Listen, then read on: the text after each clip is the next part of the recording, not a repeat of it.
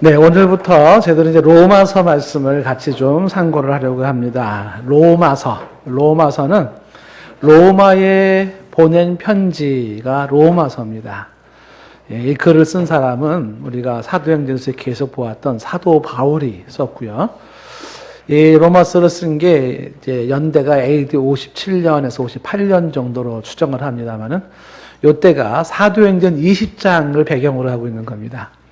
사도행전 20장에 그때 사도 바울이 어디에 머무냐면 고린도에 머뭅니다. 고린도.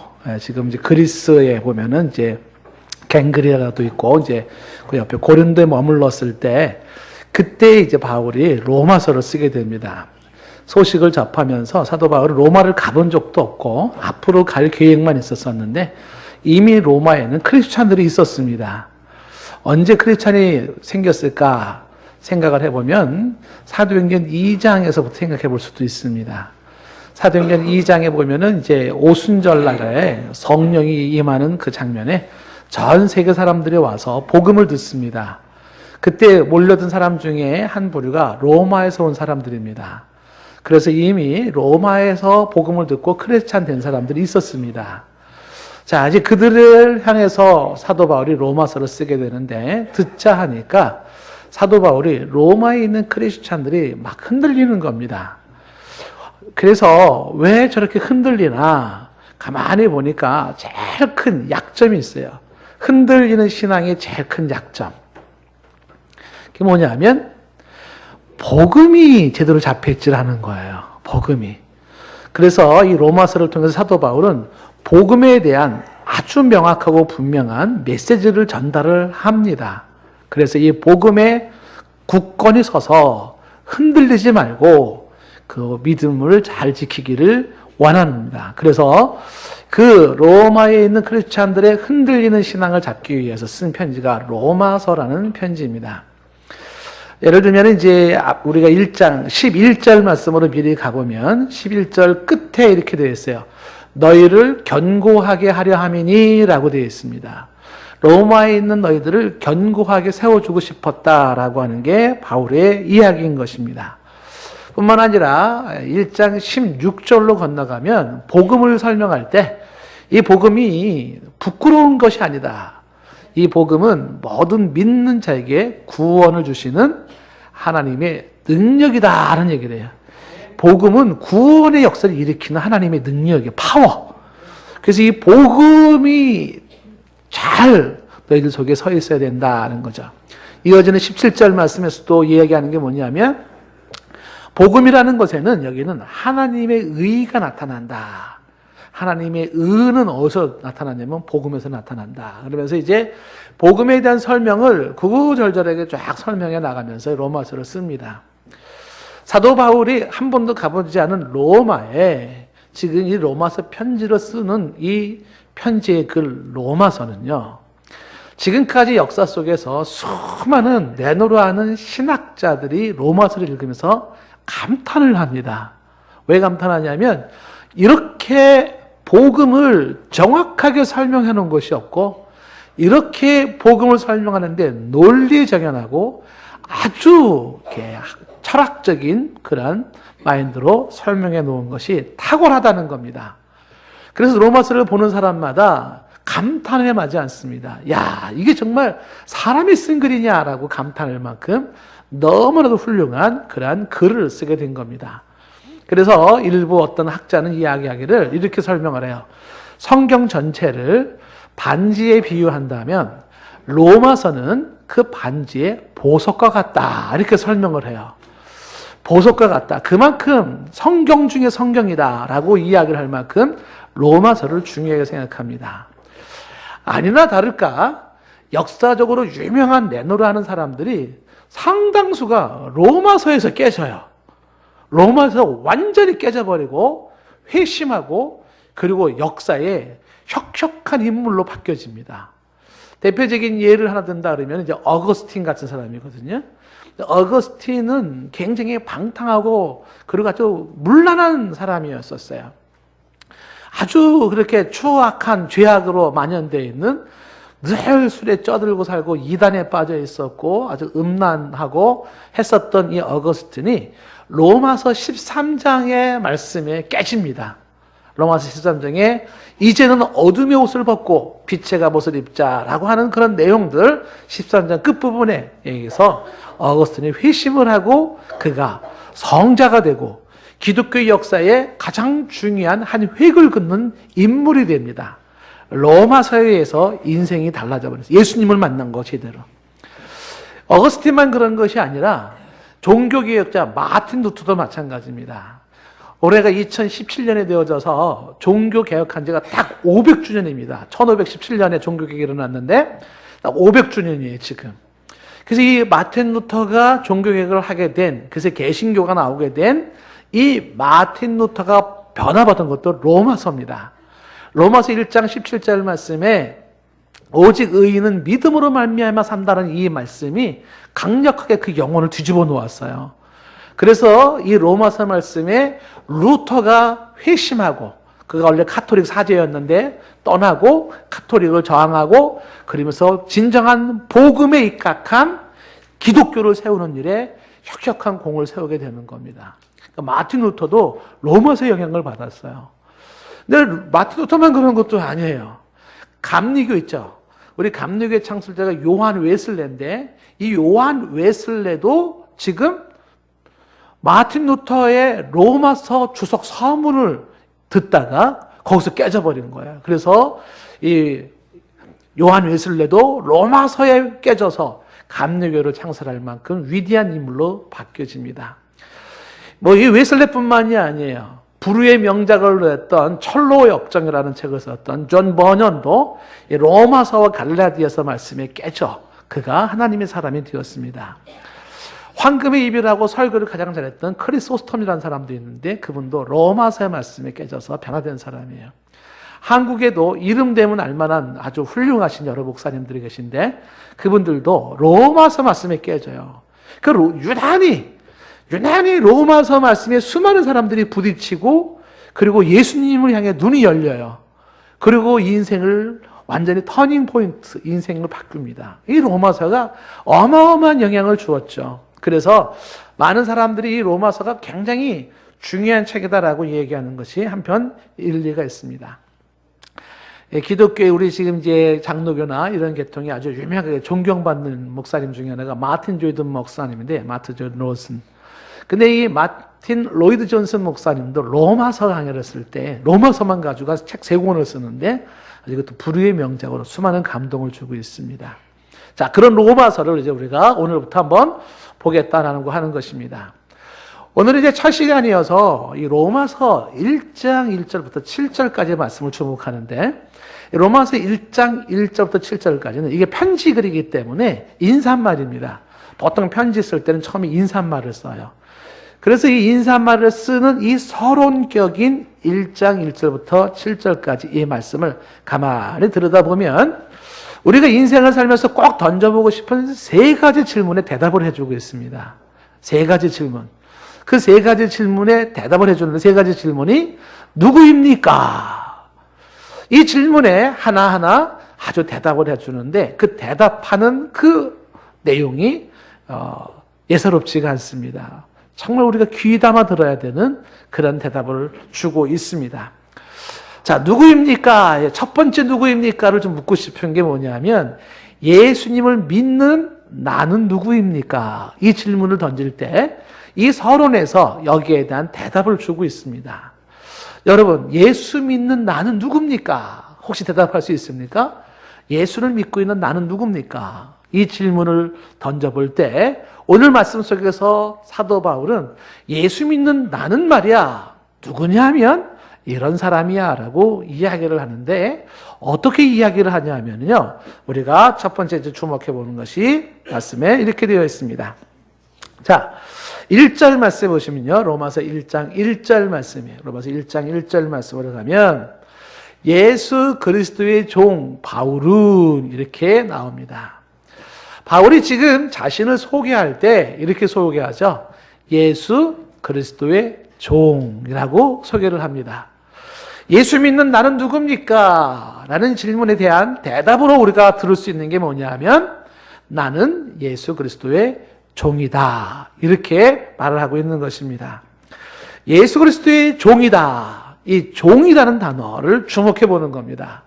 너무너무 의미심장한 이야기를 쓰고 있기 때문에 그렇습니다. 여기 종이라는 이 종이 노예를 말하는 겁니다. 나는 예수 그리스도의 노예다. 예수를 믿는 나는 누구냐? 나는 예수 그리스도의 노예다. 이렇게 설명을 합니다. 이 노예라고 하는 것은 지금도 우리가 누구누구의 노예 그러면 그게 좋게 보이지 않습니다. 기분도 나쁘기도 하고 좀 뭔가 안 좋아 보이기도 합니다. 초라하죠? 그런데 이 글을 쓸 당시, 사도 바울이 이 글을 쓸 당시에 노예, 종이라고 할 때 그 노예와 종은요, 지금 우리가 생각하는 그 이상의 아주 비참한 존재예요, 비참한 존재. 한마디로 이 노예나 종은요, 인간도 아닙니다. 하나의 주인 집에서 쓰고 있는 농기구 같은 그런 도구에 불과해요. 물건에 해당되는 게 노예입니다. 이 노예를 이야기를 하는 거죠. 그래서 이제 어떤 그 당시에 어떤 말이 있냐면 이런 말들이 있습니다. 당나귀와 노예는 똑같은데 당나귀는 말을 하지 못하고 노예는 말을 할 뿐이다. 당나귀와 노예는 똑같아요. 그래서 이 당나귀 노예는 똑같이 그냥 때리면 맞아야 되고 시키면 해야 되고 주면 먹어야 되고 그러다가 죽으면 폐기 처분되는 거예요. 단지 당나귀와 노예의 차이는 당나귀는 말할 줄 모르는데 노예는 말을 한다는 거, 이 차이밖에 없다.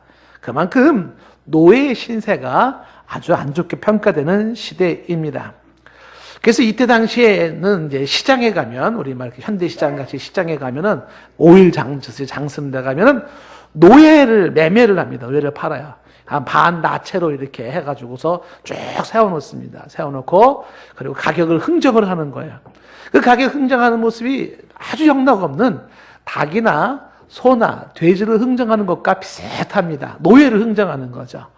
닭 한 마리 사고 소 한 마리 살 때 이놈의 소는 건강한 건 어떤가 엉덩이도 한번 쳐보고 조사해보고 그러고서 이거 뭐 얼마 주십시오. 깎아주시고 더해주시고 막 이제 흥정해서 팔듯이 노예도 쭉 세워놓으면 그렇게 팔아요. 노예를 팔면은 이렇게 검사해보는 거죠. 이렇게 검사해보고 뭐 쓸만한가 뭐 어떤가 해가지고서 흥정을 해요. 이거 보니까 뭐 키도 조그마하고 힘도 못 쓸 것 같으니까 얼마로 다운시켜달라. 좀 미칩니다. 뭐 해가지고서 흥정해가지고 노예가 팔려가는 거예요.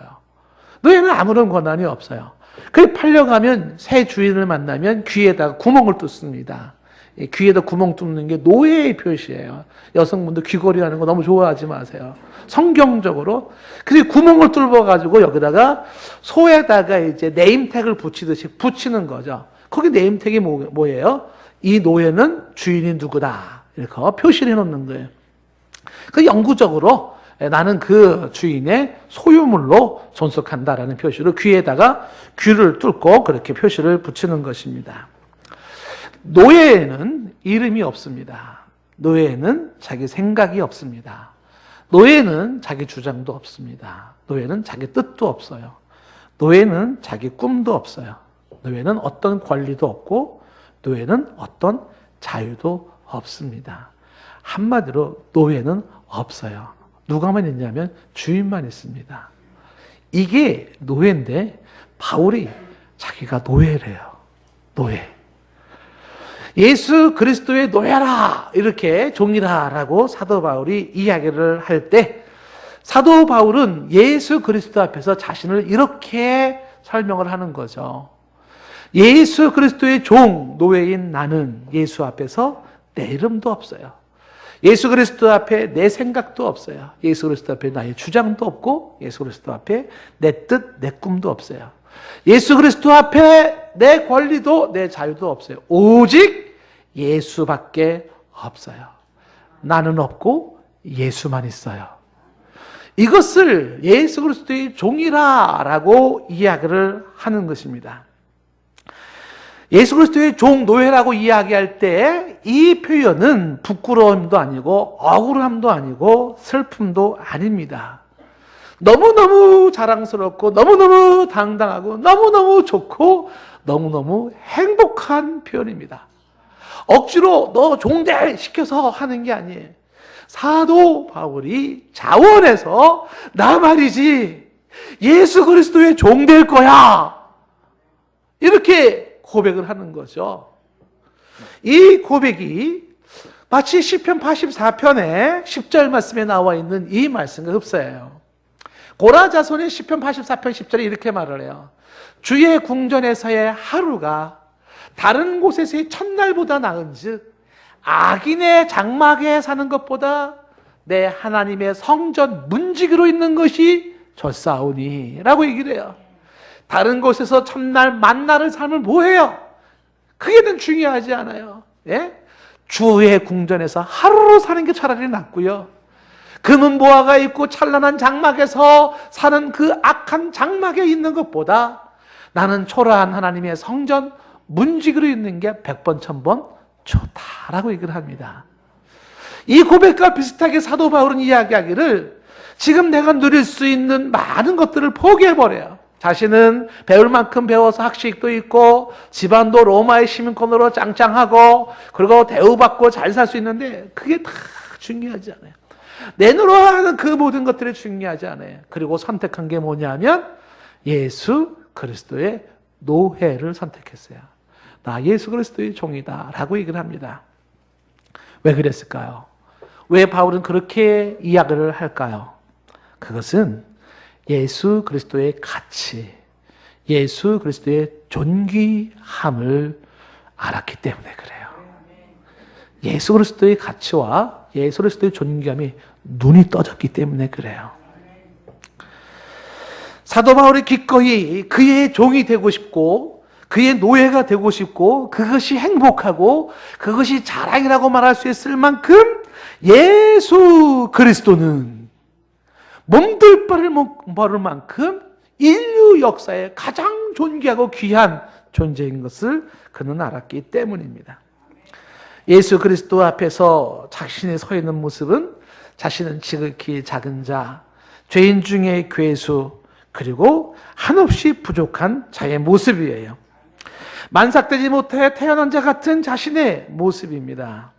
그런 자신을 구원하시기 위하여, 티끌과 먼지보다 못한 나를 구원하시기 위하여 거룩하신 하나님께서 하늘의 보좌를 버리시고 인간이 되사 숭고하신 그분이 천박하게 취급을 받으며 처절하게 침뱉음 당하 피 흘려 죽으심으로 구약 성경에서 누누이에게 해왔던 영원한 대속 속죄를 완성하시고 하나님을 향하여 길을 열어놓으사 나 같은 죄인이 거룩하신 하나님의 자녀가 되게 하시고 잠시뿐의 인생이 아니라 영원한 인생을 보장해 놓으신 분이 예수 그리스도예요. 그 예수 그리스도의 이 복음의 눈을 연 사도 바울은 감동에 뜨거운 가슴에 눈물을 쏟고 땅바닥에 엎드려 치고 또 치면서 말을 하는 거죠. 저 있잖아요. 예수 그리스도의 종 될래요. 나 예수 그리스도의 그 신발 닦고 발 닦는 사람 될래요. 나 없어도 좋고요. 나 주목받지 않아도 좋고요. 내 생각은 내 뜻 내일 없어도 좋아요. 나 예수 그리스도면 돼요. 예수 믿는 사람은 누구인가? 이 질문을 던질 때 바울은 말합니다. 예수 믿는 사람은 말이지 예수 그리스도의 종이야. 예수 그리스도의 노예야 라고 이야기를 하는 것입니다. 더불어서 예수 그리스도 믿는 사람이 누구냐에 대한 이 질문 앞에 바울이 주는 대답이 따르면 오늘 1절 말씀에 또 하나 이런 얘기를 합니다. 그렇게 종된 바울은 사도로 부르심을 받았고 하나님의 복음을 위하여 택정함을 입었다라고 말을 합니다. 예수 믿는 사람들은 누구인가라는 질문 앞에 대답을 하지요. 예수 믿는 사람들은요, 복음을 위하여 택정함을 입은 사람이에요. 복음을 위해 택함을 받은 사람이에요. 그리고 이 복음을 위하여 사도라는 말이 보냄을 받은 자예요. 보냄을 받았어요. 이 보냄을 받아, 복음을 위하여 보냄을 받은, 복음을 위하여 부름을 받은 사람이 예수 그리스도를 믿는 사람이라는 겁니다. 예수 그리스도를 믿는 사람은 복음을 위하여 택정하시고 택함을 입고 그 복음을 위하여 부르심을 입어 복음을 위하여 보냄을 받은 사람이 바로 예수 그리스도라고 말을 합니다. 사도 바울이 이 1장 1절 서론부터 아주 충격적으로 아주 과감하게 폭발적인 이야기를 하잖아요. 나 예수 그리스도의 종 딱 얘기잖아요. 예수 그리스도의 종 바울 딱 얘기하잖아요. 그리고 자신을 이야기할 때 내 인생은 말이야 이 복음을 위해 택함을 받은 사람이고 이 복음을 위하여 부름을 받고 이 복음을 위하여 보냄을 받은 자라고 이야기를 하는 거. 다른 게 없어요. 복음을 위해서 택함을 받았고 복음을 위하여 부름을 받았고 복음을 위하여 보냄을 받은 사도라고 이야기를 하고 있습니다. 사도 바울은 자신이 왜 태어났는 줄을 아는 거예요. 내가 왜 태어났나? 이 복음을 위해서. 내가 태어났고 내가 지금 왜 살아있나? 이 복음을 위해서 부름을 받아 이 복음을 위해 보냄을 받은 이 복음 때문에 내가 살아있는 거예요. 내가 무엇을 해야 할 사람인가? 내 인생에서 내가 무엇을 추구해야 될 사람인가? 바울은 분명하게 말해요. 복음이라고 말을 하고 있는 것입니다. 사도 바울의 이 고백은요, 가만히 다시 생각해 보면 이 세상에서 가장 행복한 자의 고백이에요. 가장 행복한 자의 고백입니다. 예수 그리스도의 종이라고 고백할 수 있고요. 그리고 내가 태어난 이유를 말할 수 있고요. 내가 오늘 살아있는 이유를 말할 수 있고요. 앞으로 살아야 될 이유를 말할 수 있고요. 내 인생이 무엇을 위해 살아야 될지를 말할 수 있어요. 그러한 사도 바울이 가장 행복한 사람입니다. 사도 바울은 그리스도 앞에서 이 복음 앞에서 예수 그리스도 앞에서 자신이 선택받고 부름받고 보냄을 받은 것을 이야기를 하는데 사도 바울이 일을 한다면 그는 왜 일을 해야 되는지, 그가 직장을 다닌다면 왜 직장을 다녀야 하는지, 그가 사업을 한다면 왜 사업을 해야 되는지를 아는 사람이에요. 그가 공부를 한다면 왜 내가 공부를 해야 되는지 그걸 아는 사람입니다. 인생의 존재 이유가 뭔가, 내 인생의 가치가 뭔가, 예수 그리스도 복음 앞에서 나를 다시 한번 조명해보고 나를 다시 한번 확인해보는 것입니다. 사도 바울의 이 고백은 1장 1절에 나와 있는 나는 누구인가, 예수님을 믿는 나는 누구인가에 대한 이 대답, 그리스도의 종, 그리고 복음을 위해 택함을 받은 자, 그리스도의 복음을 위하여 부름을 받고 사도, 보냄을 받은 자라는 그 고백은 사도 바울에게만 해당되는 고백이 아니라는 것입니다. 저와 여러분의 고백이기도 합니다. 이 고백이 아직도 안 나오신 분이 있다 그러면 이 고백이 나의 고백이 될 수 있도록 더 많은 기도와 성경에 관심을 두셔서 하루아침에 되지 않을지 모르지만 주 예수 그리스도의 복음에 눈이 열려 그리스도의 존귀함과 그의 고귀하심과 그분의 가치에 눈이 열려 나 같은 죄인이 그 앞에 구원받은 그리스도의 이 숭고한 은혜를 깨달을 텐데 이 고백이 어느 순간 나오게 될 것이에요. 그리고 이미 예수님을 믿는 사람이라면 조용히 이 질문을 나에게 던져봐야 돼요. 예수 믿는 나는 누구인가? 예수 믿는 나는 말이죠. 여러분 한 사람 한 사람은 말이죠. 예, 그리스도의 종 노예입니다. 복음을 위해서 부름받은 사람이고요. 복음을 위해서 보냄받은 사람이에요. 그게 나입니다. 자, 누구입니까? 두 번째 누구입니까? 질문을 한번 던져봅니다. 두 번째는요, 예수님은 누구입니까? 이 질문을 던질 때 오늘 말씀이 또 대답을 해줍니다. 두 번째 던지고 싶은 질문은 도대체 그 예수가 누굽니까? 라고 하는 그 질문 앞에 오늘 대답을 해줍니다. 예수님은 누구입니까? 자, 어떻게 예수님은 누구라고 말해주냐 하면 2절 말씀에 이렇게 말을 해요. 이 복음은 하나님이 선지자를 통하여 그의 아들에 관하여 성경에 미리 약속하신 것이다 라고 말을 합니다. 이 복음은 하나님이 그의 아들에 관하여 성경에 약속하신 거예요.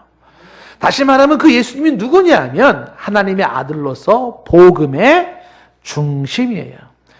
예수님은 복음의 핵심이에요. 예수님은 복음을 복음되게 하시는 분이에요. 그걸 말씀하고 있는 것이죠. 이 복음은 하나님의 아들 그 예수님에 관하여 성경에 약속됐던 것을, 그것을 말씀해 주고 있어요. 복음을 말하면서 예수님을 말하지 않는다면 복음이 아닙니다. 예수님이 없는 복음은 없어요.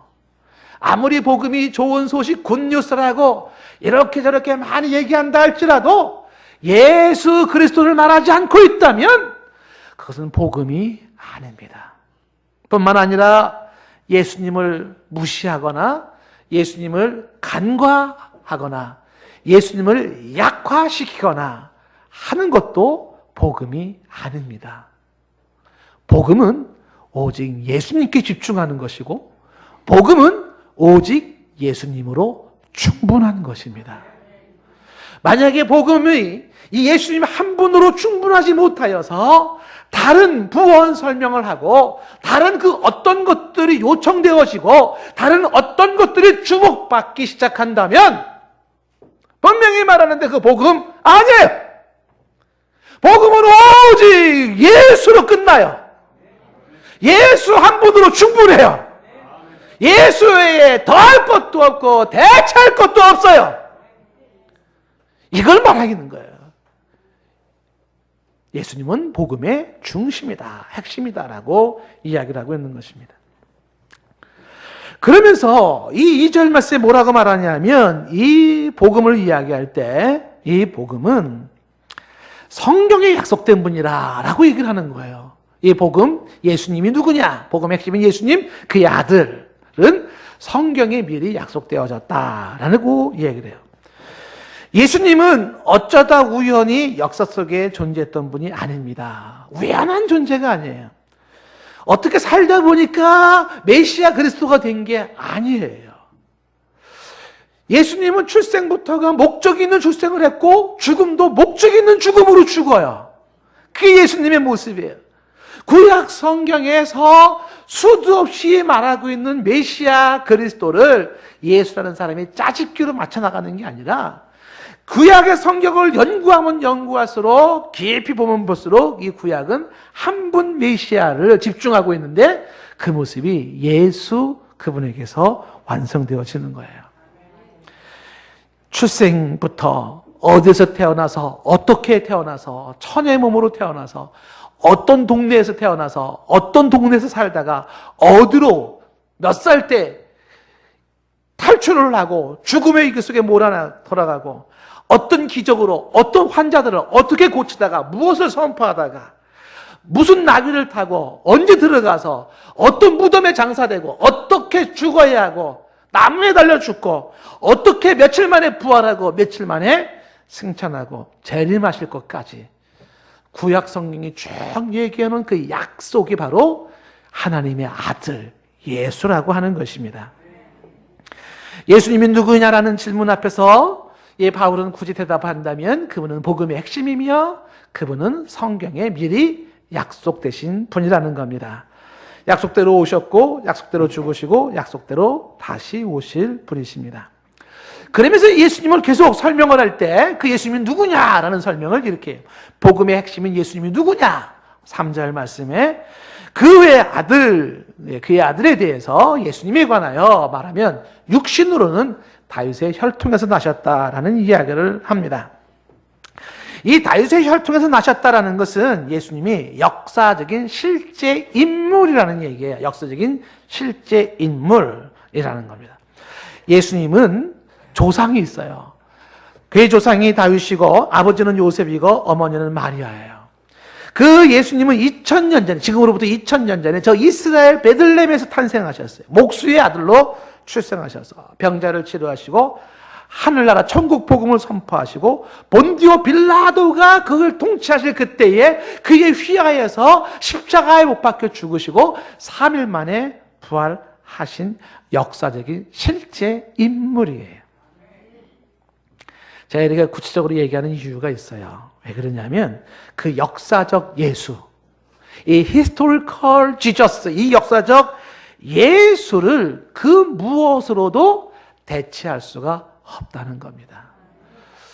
미국에서 공부할 때 제가 한번 교수님이랑 한번 이렇게 논쟁을 벌인 게 있었어요. 그게 뭐냐면 이런 내용이 나옵니다. 충분히 나올 수 있는 얘기입니다. 이번에도 우간다에서 제가 그런 유사한 얘기를 들었는데 각 나라들마다 전 세계 각 나라들마다 전해져 내려오는 전승 같은 소설 같은 이야기들이 있습니다. 근데 그 소설들 같은 내용이 뭐가 나오냐면 인간의 연약함과 신을 향하여 나아가는데 중보자가 모든 부족마다 지역마다 그 중보자가 달라요. 그런데 어떤 부족 하나는 그 중보자가 누구냐면 돌아가신 조상님이에요. 우리 한국도 비슷해요. 돌아가신 조상님을 그를 제사상 잘 차려놓고 잘 섬겨야 돼요. 왜 그러냐면 그 조상님이 복을 주시기도 하고 화를 주시기도 하세요. 그러다 보니까 어떻게 이게 나왔냐면 그 부족, 그 족장, 그 사람들에게는 예수가 누구냐면 돌아가신 조상님이라는 거예요. 그게 상황화라는 겁니다. 지금 유대인들에게는 그 중보자가 예수라면 이쪽에서는 돌아가신 조상님이 그 예수라는 거예요. 근데 이런 식으로 얘기가 많이 나와요. 우리의 구원자, 중보자가 조상님이시기도 하고 그 다음에 흑인들은 이렇게 얘기하는 거죠. 흑인 신학이라는 그 흑인 신학에서는 예수님은 흑인이라는 거예요. 흑인, 이 흑인. 그래서 성경의 예수를 이 흑인으로 이해한다는 거예요. 그 영향을 받아가지고 한국에도 한때는 민중신화라는 게 있어서 예수가 누구냐라고 할 때 그 예수를 배고프고 소외받고 억눌리고 억압당한 이 군중, 민중의 예수라.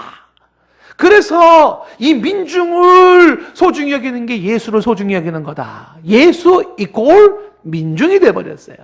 여성신학자들은 말하기를 예수가 누구냐? 바로 여성이 예수다.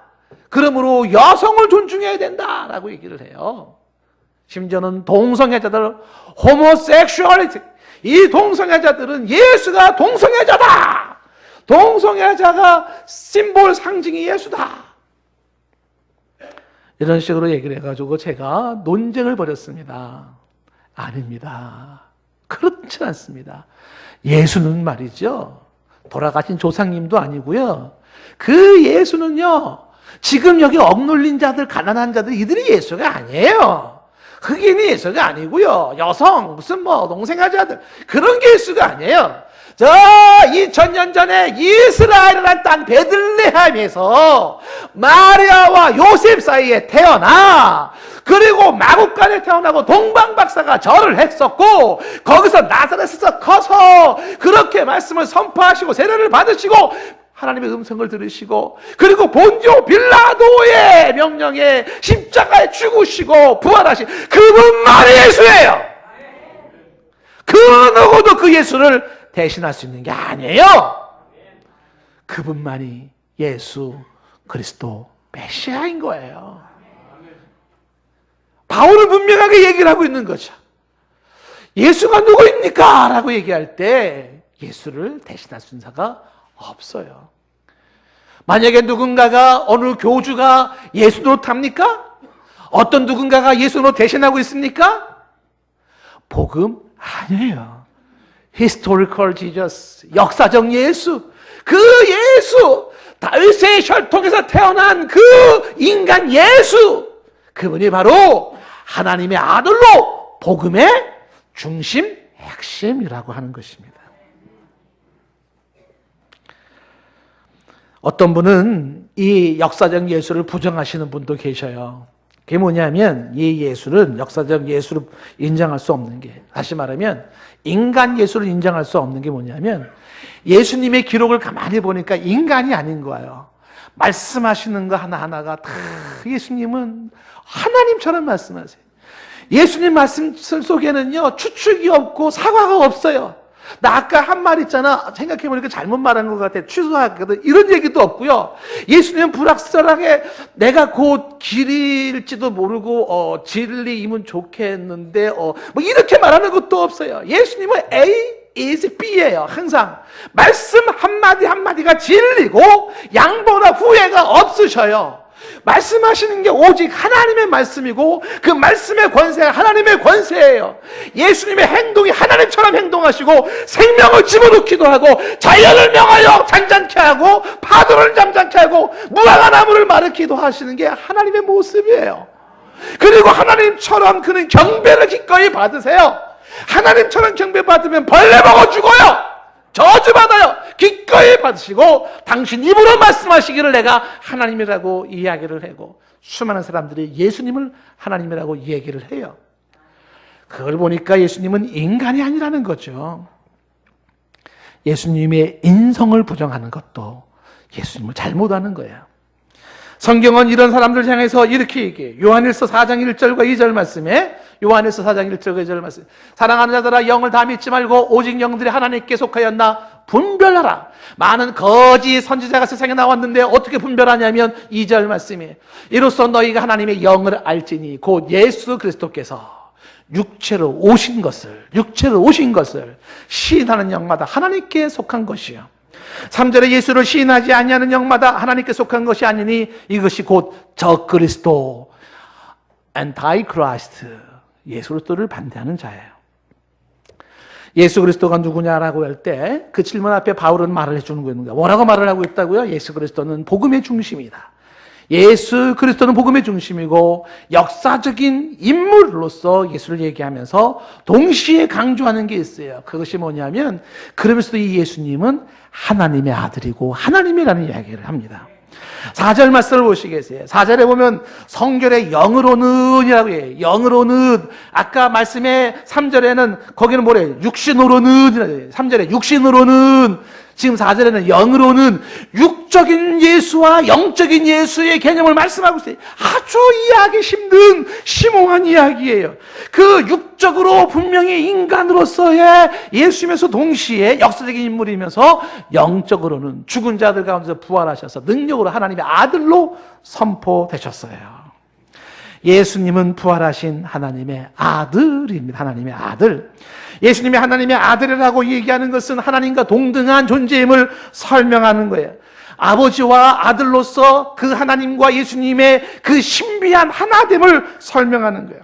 시간이 많지 않아 설명할 수 없지만 집에서 요한복음 10장 30절 이하를 읽어보시면 아버지와 아들이 하나가 된다는 것이 어떤 것인지를 설명하고 있습니다.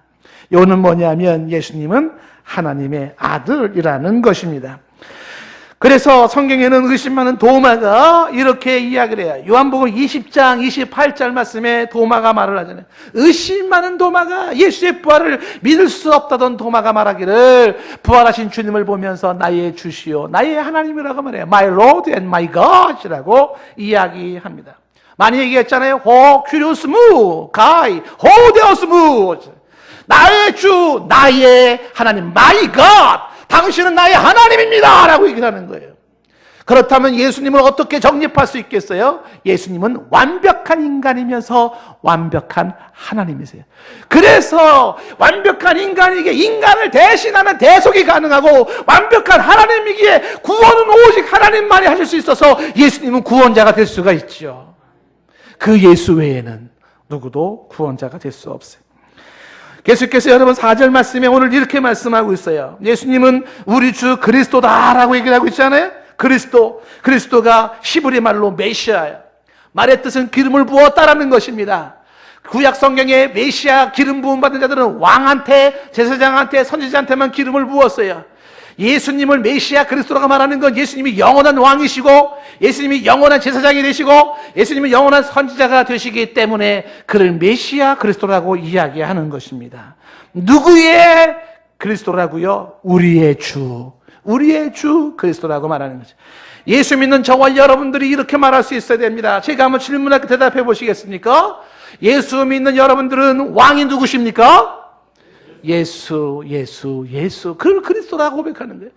저와 여러분들을 영원히 하나님께로 인도하고 중보하며 길을 열어놓으시고 아버지 앞에 설 수 있도록 하신 영원한 제사장이 누구십니까? 예수. 그 예수입니다. 그 예수. 하나님의 은혜와 축복이 우리 가운데 한량없이 임할 수 있도록 역사하시고 부으시고 그 중간 역할을 해주시고 하나님의 모든 걸 대변해 주시는 그 영원한 선지자가 누구세요? 예수. 예수가 누구냐를 그렇게 말씀해요. 그러면서 5절 말씀에 그 예수는 은혜를 주시는 분이시고 직분을 주시는 분이라고 말합니다. 은혜와 직분을 주셔서 모든 이방 사람들에게 믿어 순종하게 한다고 말씀하고 있습니다. 두 번째 질문이 예수는 누구입니까? 라는 질문을 로마서 서문에서 그는 대답을 해주고 있어요. 하나 더 간단하게 질문을 한번 정리를 해본다 그러면 성도란 누굽니까? 이 질문을 던져본다면 성도란 누굽니까? 여기에 대해서도 이 로마서 서문에서 사도 바울은 성도가 누구인지를 이렇게 대답을 합니다. 6절 말씀에 성도는 예수 그리스도의 것이에요. 예수 그리스도의 것. 다시 말하면 예수께 소속된 자, 예수의 소유물입니다. 성도는 주인이 예수 그리스도라고 이야기를 하는 거예요. 저와 여러분들은 예수 그리스도의 것입니다. 예수 그리스도의 소유물이에요. 예수 그리스도에게 속한 사람들입니다. 나의 주인은 예수 그리스도예요. 그러면서 성도는 7절 말씀에 하나님의 사랑을 받은 자라고 얘기해요. 하나님의 사랑을 받은 자가 성도예요. 저와 여러분들은 이미 예수 그리스도를 통하여 하나님의 사랑을 받은 자예요. 그리고 이 성도라 부름을 받았어요. 거룩해서 성도가 아니에요. 하나님의 은혜로 부름받아 성도라 칭함을 받고 성도가 되어서 성도답게 거룩한 삶을 추구해 나가는 것뿐이에요. 그리고 이 성도에게는 하나님이 우리의 아버지가 되세요.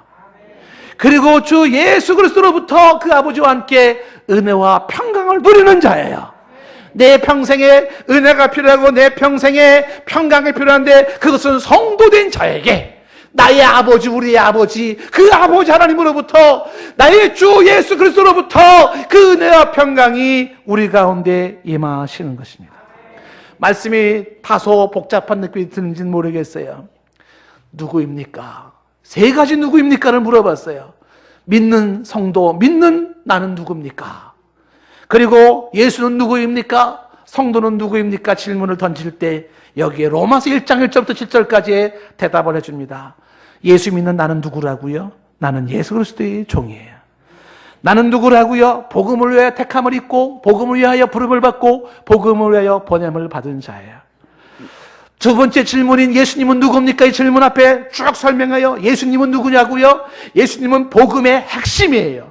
복음의 충만이고 복음의 완성이에요. 예수님은 성경에서 약속된 분이에요. 예수님은 혈통을 가지신 인간이에요. 실존하는 인물이에요.